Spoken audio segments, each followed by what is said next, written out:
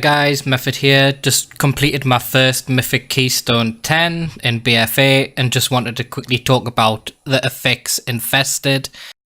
It's the 4th affix which is added to every Keystone level 10 or higher for Season 1. Infested makes certain mobs in the dungeon infested with a symbiote of Gahun, which infests the target and applies regenerative blood to nearby allies, healing them for 10% of their maximum health every 3 seconds. This buff is visible on the target frames of the enemy and causes the NPC to have a larger and grey kind of aura coming off them, so you can see before you make pulls and make CC accordingly.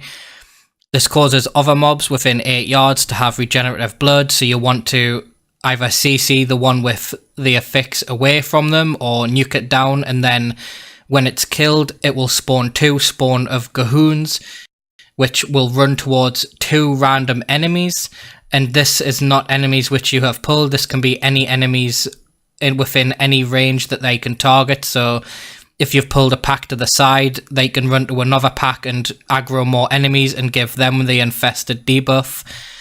Once it reaches the target, it will cast Infest, which is an uninterruptible 1-second cast, which can only be stopped using hard CC.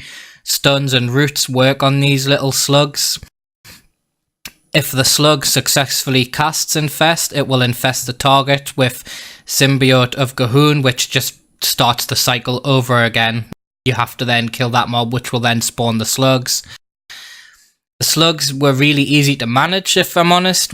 We did King's Rest, and out of the whole dungeon we had about 6 mobs which had the Infest debuff, and I think when the slugs spawned, they had around about 65k HP, so I was playing my mage, and with a few ice lancers, they were dead. You have to kill them fast enough, so it wasn't worth casting Frostbolt, so you just want instant cast. They were kind of handled the same way you would handle the explosive orbs last season, and that's basically it. It's not as hard as it sounds. It does sound a lot harder.